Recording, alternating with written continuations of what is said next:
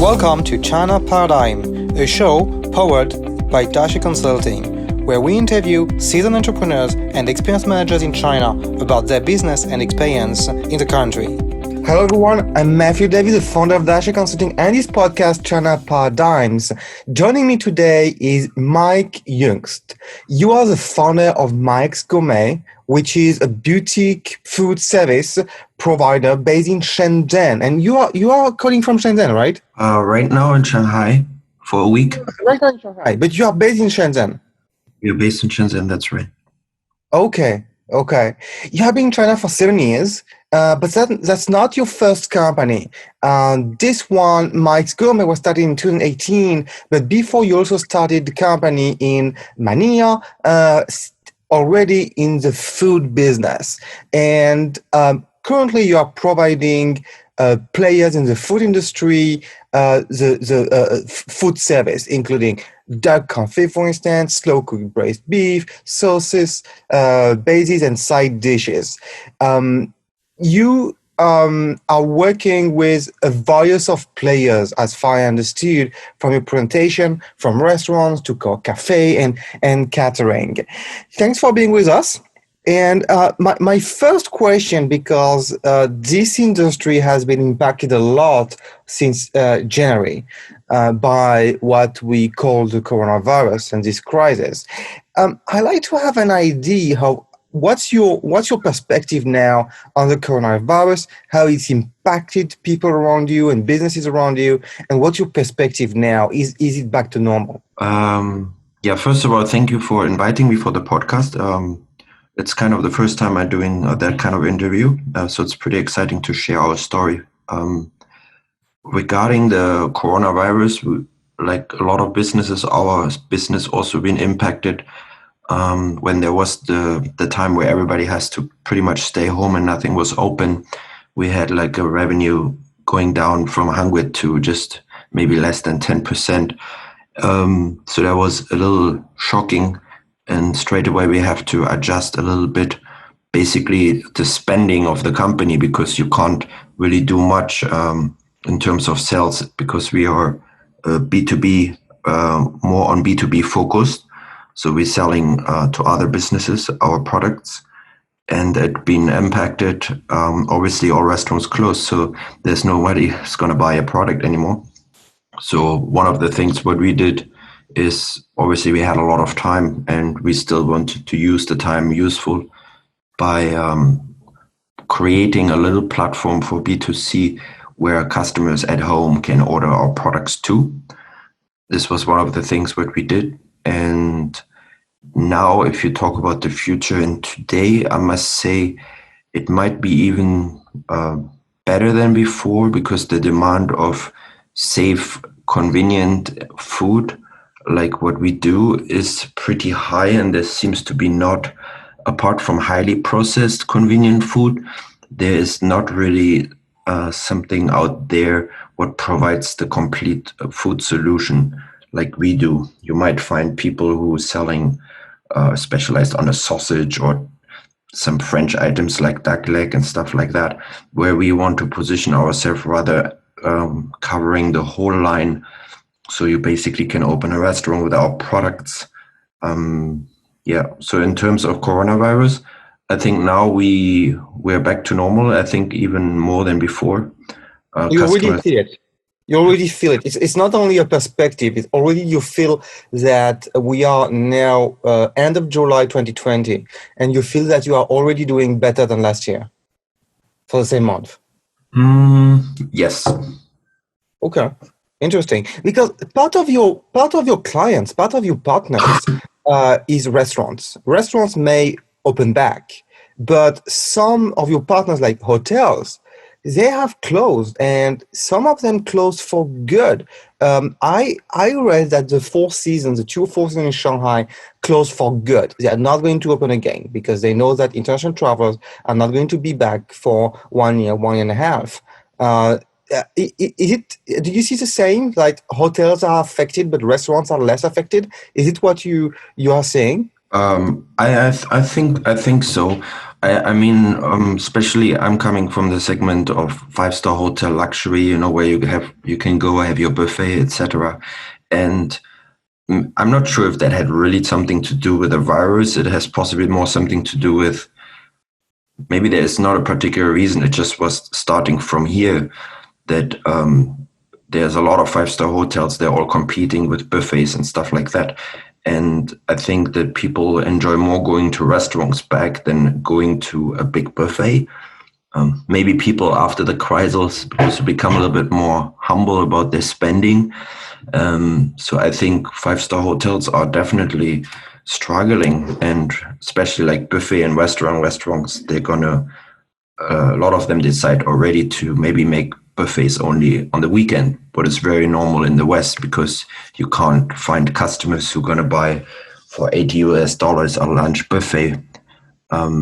There is just not enough people willing to do. People want to spend maybe a $10 to $20 maximum, and then that's going to be in a restaurant, and it has to be somewhere quick. And I think the hotels, yeah, like you said, they're struggling, and we can see that definitely.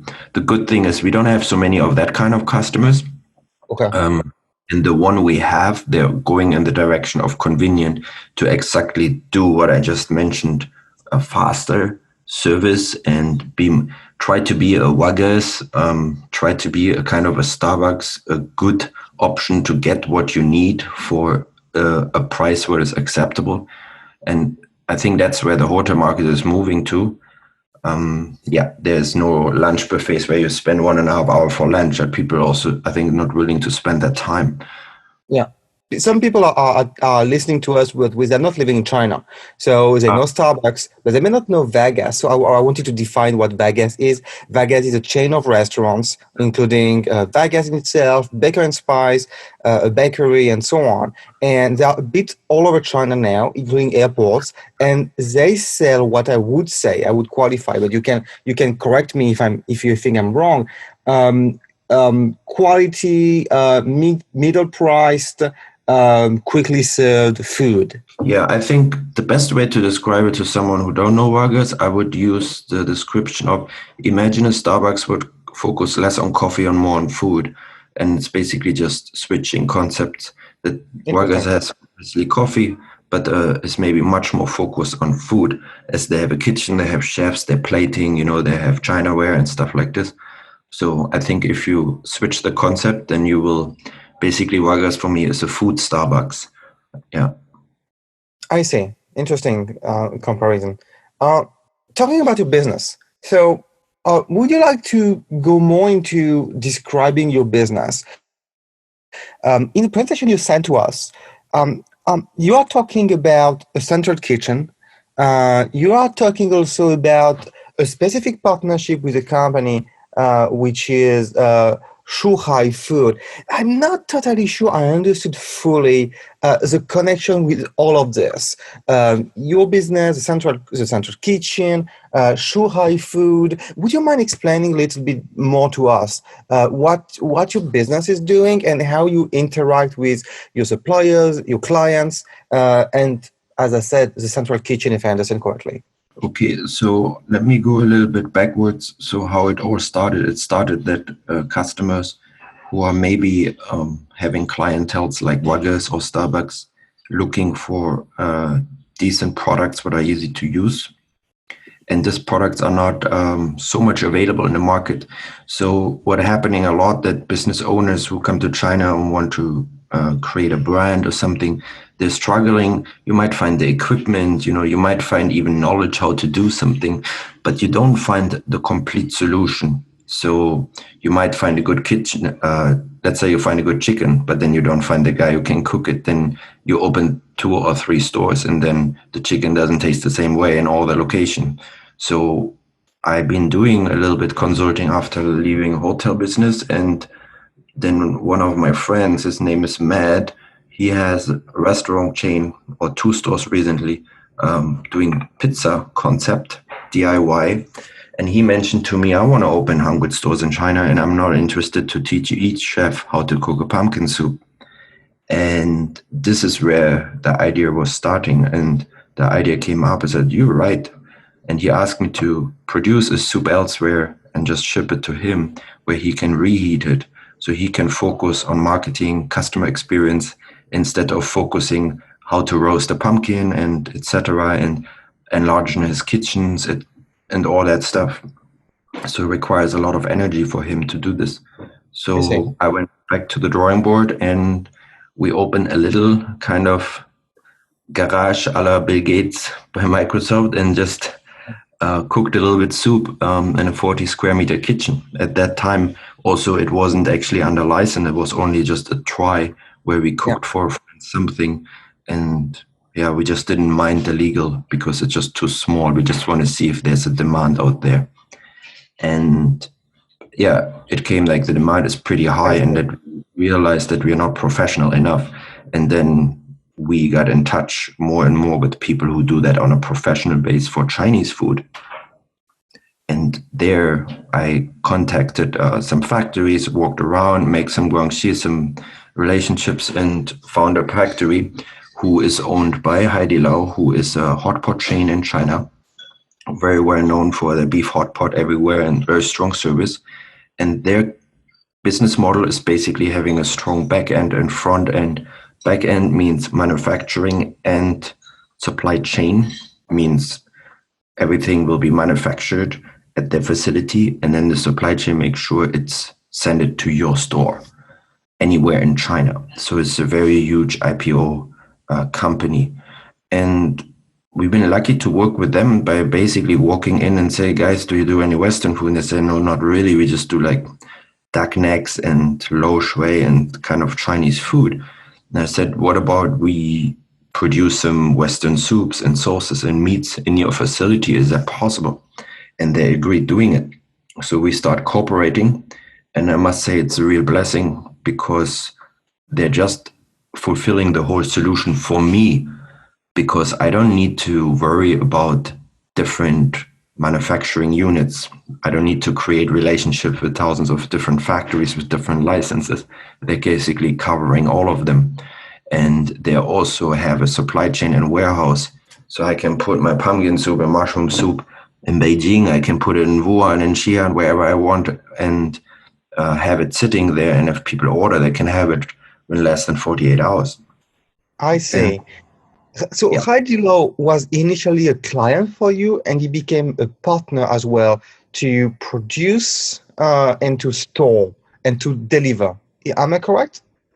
Yeah, that's right. They've been never a client, actually. I did some social media for them in the beginning. I'm a chef and did some cooking videos, so I had a little bit was related to that company. But in general, it was just that I had other customers, big customers, who told me about this company. And then I was curious and just visited them. And the general manager of the unit in the south of China is a Taiwanese person, 15 years in China, and was very supportive. He has obviously a little bit Western food background as of his heritage. And yeah, so he was very supportive. I said, you know what, like our pots can be used for pumpkin soup too. It doesn't need to be for boiling ducks. And I said, that's great. And then we started. We are now in year 2. And obviously there was initial struggles because this equipment is for Chinese food. So we need to adjust our processes a little bit. But in the end, it's a pot and fire. So for basic stuff, it is absolutely working out for us.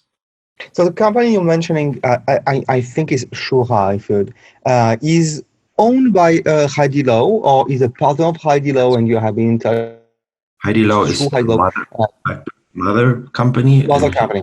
Shuhai company. That's correct. Okay. It's very interesting because for people who may not know Haidilao, who have not lived in China long enough, Haidilao is indeed a very big restaurant chain. As you said, they are listed. They did an IPO. It's very famous for the service they provide. They're very good at services. Case study at business school to understand how they executed this high level of service. And people go to Haidilao not only for the food, but they go for the entertainment. They go for, actually, even when you wait at Haidilao, the wait's enjoyable. You can have games, you can have snacks. People would be very well trained to welcome you. And That's an example of a restaurant chain which has been very good at what you say, the front end. But as you just mentioned too, they have been able to process, organize very well the back end, and they have been able to actually support you with their back end and from what we mentioned before, which is using their facilities, logistics, and so on. In this context, what do you bring into this process? My understanding is that you bring the recipe and you bring also the how to use their machine and so on for Western food. Is it my understanding correct? Is that you are bringing this Western touch they are not able to do, they were not thinking of doing, and you bring the knowledge of the recipes? Yeah, I mean, basically, it goes down that we are a research and development company, what doing quality control also. So it's basically R&D, QC, and then sales and marketing. So I think you can describe us a little bit as we might be Apple and there might be Foxconn for us. I see. So we create dishes. We know what they're capable of because we know their facilities. We have our quality controller in the factory, and we do research and development of new products in the factory according to the equipment and the abilities and the ingredients. And this is what we bring to the table.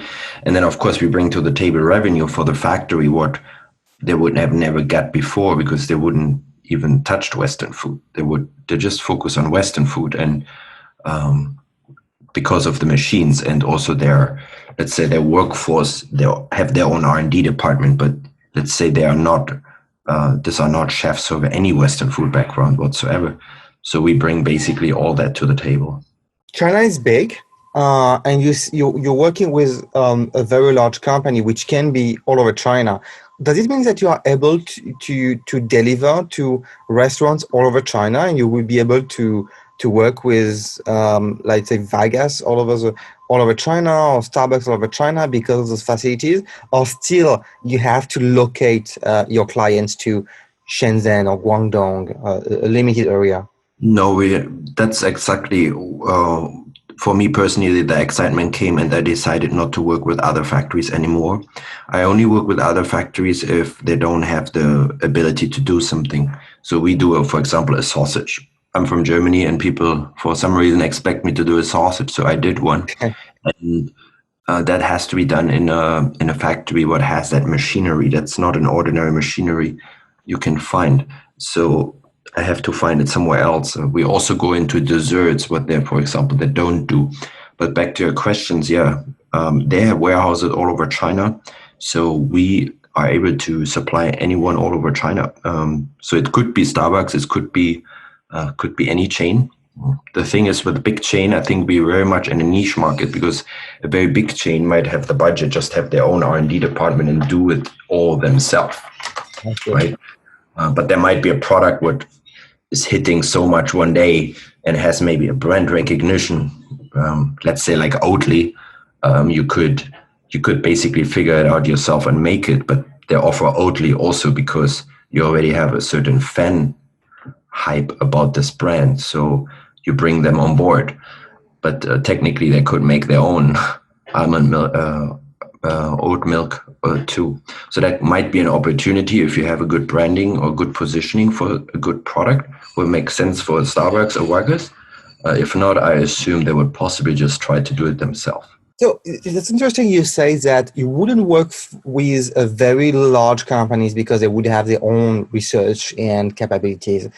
You may not work with also a too small one restaurant. I don't know, but what's the kind of size you are looking at? Is it from one restaurant, one place? It could be a hotel restaurant or a catering place to 5, 10, 20 location. What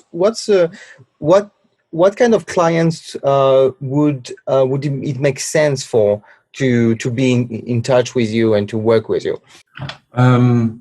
It's a good question because in the end, it's always up to the owners or who make the decision. I can just say what it is now. We have the largest customer we have, they have more than 15 stores. They don't. A lot of businesses are opened by not by foreigners; they're opened by Chinese businessmen, and they also appreciate our service. So for them, in order to say we don't want to use Maik anymore because we could save, I don't know, 5% on the product or something, for large volume customers, they're possibly better off by saying, okay, we know it's cost us a little bit more, but Mike's going to come teach, train, and develop new products and be part of marketing and sales, even at their stores, and be part of the support. What a regular supplier or factory won't do. They just say, what do you want? I give it to you. They won't come to your store and make all the after sales stuff. And this is where we're pretty strong at, and this is what the people actually need the most. Not the cooked chicken breast is what they need. They want someone to come, teach them how to cut it, how to put on a salad, and how to be creative with that product, how to present it nice, even asking where to buy the plates. So all these things, what is after the sales of the product, seems to be for most of our customers more valuable than the fact that they can do it themselves. So back to your question, in a moment is 15. I see it for some companies, even like Starbucks, you might on a long run, considering that your products are, let's say, ordinary Western food products, such as salad and sandwiches, we still an option for them too, because it's just sometimes not worth to hire a big team to do something what's already existing on the market. Because there's just, for example, there's just so many meats, right? You have pork, you have chicken, you have duck, and then you already beef, and you run out of option because there's just not more meat option for people who eat meat. So then it's the question, where does it really matter where the breast comes from? Of course, then we can say, okay, this one is more juicy, this is more dry, this is more flavorful, this is less flavorful. But in the end, it's still the same product. So I think many people then just say, don't mind it to give it to us, because we basically covering the headache. Owners want to focus on opening more stores. They don't want to focus on where's the chicken comes from. So there's trust and service involved. I see. How do you work with your client? Do they order you for a month of dishes and you deliver them every day? Do they give you the day before the volume they need and then you deliver? What's the level of flexibility you have to work with them? I understand that you're providing a very safe sourcing, which is limiting the headache for them. I understand that you may also be involved in advising them what to do and how to market it, so involved in their own front end. But in terms of the flexibility of having just the food you need for the client of the day, which is always a very tricky question for a restaurant, to have just the right level of inventory. How do you tackle this issue, this topic? I think that's the most important issue, because there are, let's just Shanghai is more coffee shops than New York. So all these coffee shops, there's a lot of them who would like to offer something more than a croissant, right? And so how can we help them to do that? They don't have massive freezers to store, 20 kilo of a product.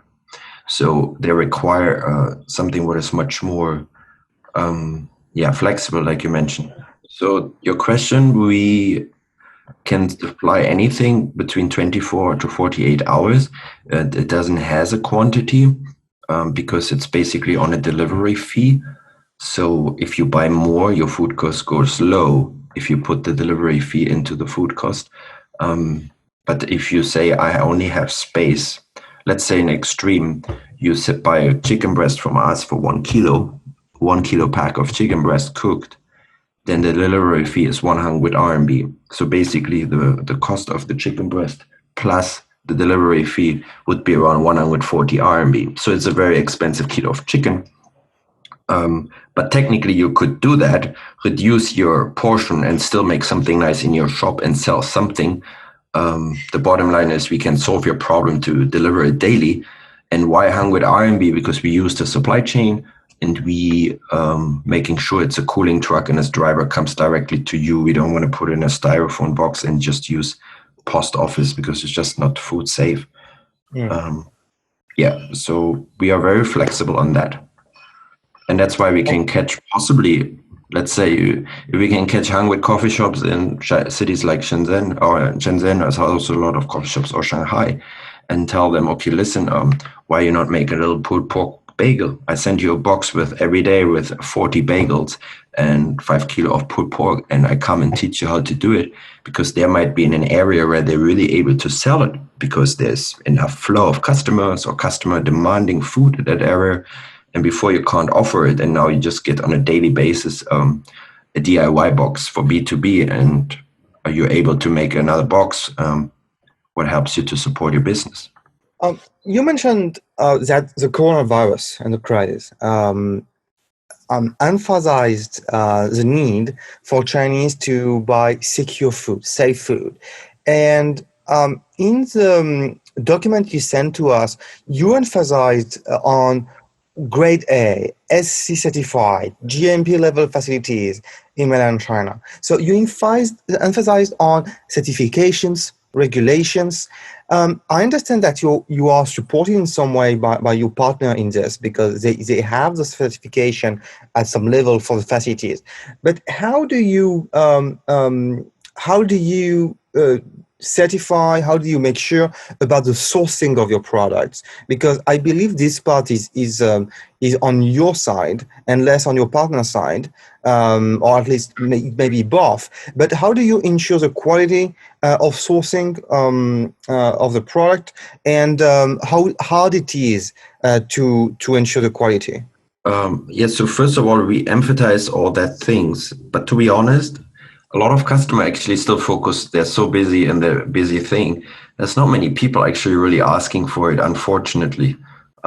So they're just buying random things, and possibly 80% of our customer just buy and trust that is the right product. Actually, the license is only asked by maybe a department, or they have to ask for, but it's not like not many people actually come and want to inspect the factory. Some of them want, and I think they should. They should know where their food comes from for their customers. But I understand if you're a very small company, possibly don't have the time to do that. So in regards to sourcing, we source the product together with the factory. So that might be the reason is quality and prices, where we basically have our own network. I've been here 7 years, so I've been able to have a network of whether it's imported raw materials or local farm products in China, and this I basically source myself and see where it comes from. We taste it, and also from the government regulation, everything has to be tracked from where it comes from, and has to have the certificate. So you can't, for the factory, just buy some chicken on the market on the street and then just process it. Like you need to have a lot of certification proving where it comes from. In case something is happening, you need to track it back to the source. How do you know the certification you need to ask, for instance? It sounds very complex. I mean, you are dealing with a lot of different products, and you may ask for different certifications, different regulations as well involved. How do you know all this? How do you get up to date on all of this? It seems that it's changing frequently too. That's right. I mean, there is a department just dedicated for that, and a laboratory at the factory doing that.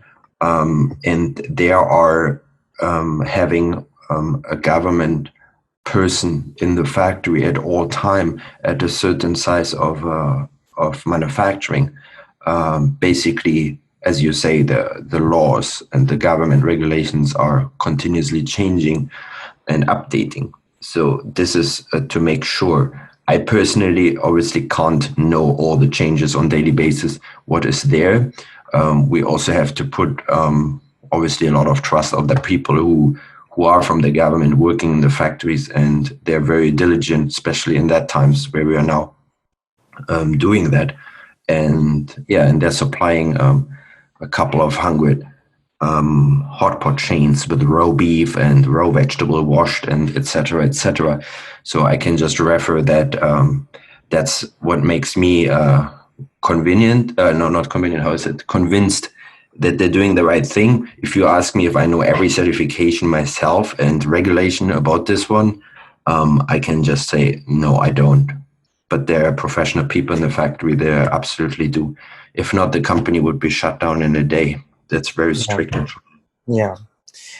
So you mentioned coronavirus changed the desire of the consumers to buy more safe food, to at least to be ensured of safety of food and healthy food. What other Even more trends are, convenient, actually. yeah, I feel it's actually more about convenient. Healthy convenient? is talk about it, but actually the convenience, and if I have to pan fry a raw chicken in my coffee shop to make a chicken sandwich, then you rather go for the option to buy a pre-cooked chicken. I see. So you see that the coronavirus influence also the business owners, the business managers. They may look for more convenient, easy to use solutions. That's right. And it might be a safety reason. It might be a labor cost reason. It might Yeah. be a small kitchen reason. It might be an opportunity reason that you say, I'm having that 20 square meter space in the front of an office building and there's no food around whatsoever. And there is so many drivers coming with why my delivery food every day. And then a businessman sees the opportunity of doing something like a catering company and say like, we have so many demands, but you don't want to invest in a massive few million RMB kitchen to supply maybe food, what you can only sell for 30 RMB a head to get all your return on investment. People are not willing to do this at this time, at least today. So we are a good solution to keep everything very lean in terms of investment. So I could make a hung with 200 people catering by myself with a IE on the side, and serve them a decent Western meal. Where if you don't have our food, you possibly need like 3 times more and 3 times the equipment, 3 times the space, and 3 times the time. And then And you the can't risk sell of, it for that price anymore.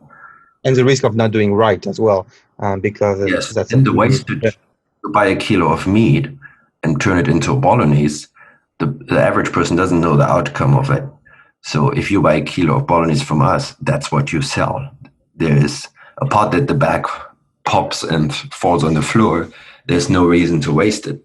There is no cooking waste. You mentioned that during coronavirus, you developed a WeChat platform, and you have invested a bit more into, let's say, technology and WeChat specifically. Um, as far as I understand, the WeChat platform you are using is for your own clients, I mean B2B, right? So you are interacting with them through WeChat so they can reorder easily from a mini program or WeChat. Is my understanding correct, or it is also for end clients? Both. We have both. So one, we use a platform. It's a third-party platform called Wadian. Basically, it's a free platform. You can buy certain services, but the platform itself, anybody can open a shop. So we open a shop and put all our products out there for everyone who wants to enjoy that food at home. And then we have a B2B app, what is basically attached to our supply chain, Shuhai, and they handling it together with us. So if you are a restaurant and you open, I'm going to provide your username and a password, you log in, and then your chef, most properly, he can order all the products he needs. And in 48 hours or sometimes next day, you're going to have all your products delivered to your doorstep. So you mentioned the 24, 48 hours for B2B clients, but you also have this Waidian for end clients, B2C. How do you work with them? Seems very, very different market. Seems like for those people who are eating at home, they would like to get it within a few hours, the dishes. I mean, we sell our food frozen, just to be clear. We don't sell sorry? a bottle. It's frozen fresh food. So So we sell, yeah. you have already stored some of them, even if you don't have a client. Yeah, because these products are always available I because we're see. using them for B2B. So now a mother around the corner say, I want to have a kilo of bolognese for this weekend, then we're going to ship that to them. But she could possibly get it across the street too by a chef using it. So you when you work in a B2B business, you have like standard dishes. You don't always adapt to each location. You have those standard dishes like pumpkin soup, and that's why you are able to also sell in B2C. Yeah, that's right. Because actually, we don't. Um, I personally don't focus on that. Not because I don't want. Actually, since I'm in Shanghai, people just actually recommending me more doing it. And actually, B2C is very exciting also, but it requires so much new resources. What I personally don't have at that time, and one of them is time. Mm, So you need to engage much more. The platform needs to be really, it has to be designed properly today. It's all about pictures, make videos, entertainment, social media.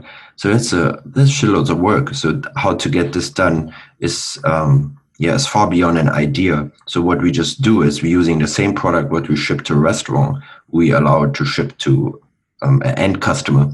It's the same product. It's not fancy package, the same package. And actually, it's very ugly because it's just a vacuum bag frozen with a label on it. Um, and yeah, where normally a B2C is maybe more more attractive in terms of packaging, because we are a convenient food B2B supplier. So you can imagine our bags of mushroom soup is just a big square brick of soup, and then you make it hot. So in the future, that's something what we looking for partners for too, to make other people excited with our products, to create Western B2C. It doesn't even needs to be our own brand. It's just anyone who has the time and the abilities and the belief that that product might work in the B2C market and maybe have sales channels, then we're very happy to support them to use our products, existing products, and make it I see. maybe attractive. About frozen food, in the West, we say that frozen food is fresher than fresh, because actually there is no wait. It's cooked and it's frozen, and then you eat it, and it's basically fresher than fresh. That's what people say in the West. Mm. My understanding is that the use of frozen food, the knowledge on frozen food, the the assets and advantage of using frozen food is not as known in China. What is the perception by Chinese of frozen food? Do they have the same perception about fresh than fresh like in the West? I think it's a little bit it's different, but depends possibly of their background and their education. There might happen that you ask someone uh, a frozen tomato sauce and you put a Heinz ketchup bottle next to it and a fresh tomato. Maybe someone will point out that Heinz ketchup is the fresh one. Even that's the one with how I call it, with a lot of additives to make it in the shelf without any refrigerator. So we have customers who think that's not fresh, but once they see the product, then we explain that when we cook a soup, it's chilled within a few hours, and it's frozen to minus 34 degrees, and then sometimes you can't possibly get a better quality by doing it fresh. So your Exactly. question is absolutely there's a different perception for some customers, but in general, I think it's getting better educated. I don't have that too much, but there might be someone who has really no idea about cooking and how things are stored. They might really say that, but doesn't happen so often. Okay, so basically, what you're feeling so Because we far work is that B2B and chef knows obviously their thing, right? B2B But we knows, have yeah. B2C consumers might be a little bit different. But you are mentioning that you have a little bit of B2C too. That's why I was asking this question, because it seems there is still a gap in the understanding, as far as I see in the market, Yeah. on the perception on frozen food.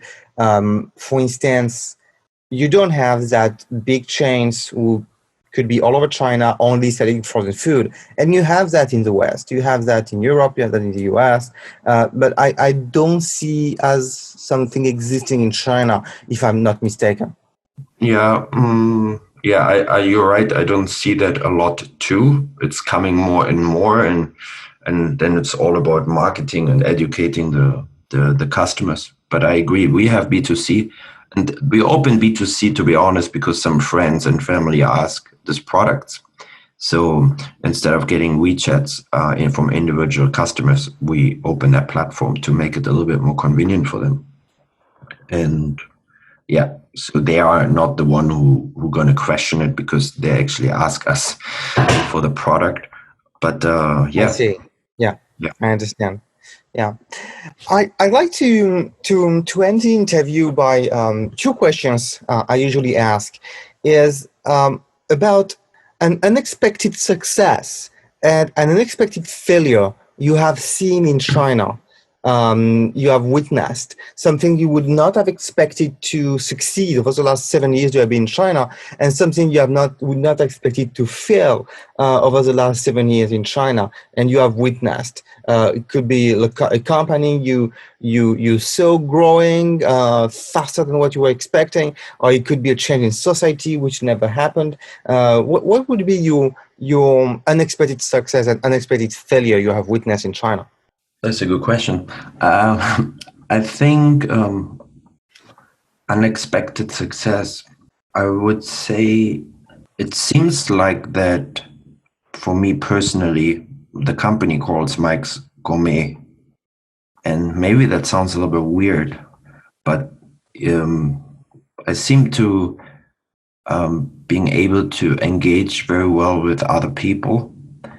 What actually, I would say, brings me where I'm today. I'm not possibly the best chef or the best businessman, but I am someone who have a lot of, I don't know, I can attach emotionally very well with the people, especially here the Chinese. All my stuff is Chinese. The lots of customers are Chinese, and yeah, so it was a little bit surprising how just by being try to be nice was not easy sometimes, because I'm also from a chef background, so my training was pretty tough. So sometimes it also breaks out not being nice, but you have through being nice, I had a lot of all my opportunities being actually rising, like just like building trust and talk honest with people and respect them. And maybe it sounds a bit weird, but I think it's not a surprise, because everybody says that you should do that, but in fact, That works. doing it is not. That's surprised that it works, right? It absolutely works. So it's all about like you have to working on yourself is possibly the best way to get there. And yeah, I was a little bit surprised of that. And I think as more you go down the humble ladder, you as I think as more successful you can be, and that's very surprising and also exciting journey. Basically, just work on yourself and you're getting there. Don't work on the others, because it's their job to work on their self, right? True. That's something indeed very surprising in China. China seems to be sometimes very closed, very difficult to understand, very difficult to get in. And at the opposite, you have so many opportunities which are happening just by being here and being open and willing to discuss with people. Yeah, and I must say I think I've seen a lot of people, I don't want to say failing, but let's say they could have been more successful, or maybe even they left China, and maybe they're even not talking nice about China because they saw the opportunities, they couldn't transform it into something what works for them. And then, of course, you're also frustrated. I understand. So I have empathy for that. But in the end, it's like it didn't work, because not only because of the others. So especially in China, if the trust maybe for us foreigner, I hear a lot of foreigners making the argument, I would never have a Chinese business partner. I would never say that. I think it's not like that you need to distrust the Chinese person. I think you just need to understand them a little bit more, because for sure for business, they have a little bit of different approach than we would do it. I have one last question. It's about Shenzhen. You have decided to stay in Shenzhen to develop your business from Shenzhen. What made you decide to stay in Shenzhen to develop business in Shenzhen? What do you see in Shenzhen where there is a potential more than Shanghai, Beijing, or Guangzhou, which is just next to Shenzhen? That's actually a simple one. I was entering to China through Shenzhen, been working over there in a hotel called the Langham Hotel, and I left from there. Um, and then I started it from there because you already have a network of people, and the demand of what I wanted to do was there too. And then that's how it started. Would I If you ask me, would I do it again in Shenzhen, or do I think it's good to start in Shenzhen? Actually, I don't think so. I've been now here sometimes visiting Shanghai, and now a little bit longer here. I do think that our business model is possibly better to start from here because you just have a lot of more resources and opportunities and cooperation options. Where Shenzhen is maybe too small, the market is too small to find all that resource. It takes you much longer. I mean, here in Shanghai, I've been meeting like a big company CEOs like on a daily basis. You know, you get to know people who are important to your business, and you can support them. They support you back. So the meetings I had over the last 7 days here is more exciting than the meeting over the last year I had in Shenzhen, and that's also I because many see. headquarters are based here. Yeah, So if I go to five-star hotel group headquarters, they're not based in Shenzhen. So you can approach individual like door knocking business model sales, but you cannot really try to make it efficient. Efficient would be going to a hotel group and say, guys, that's our service.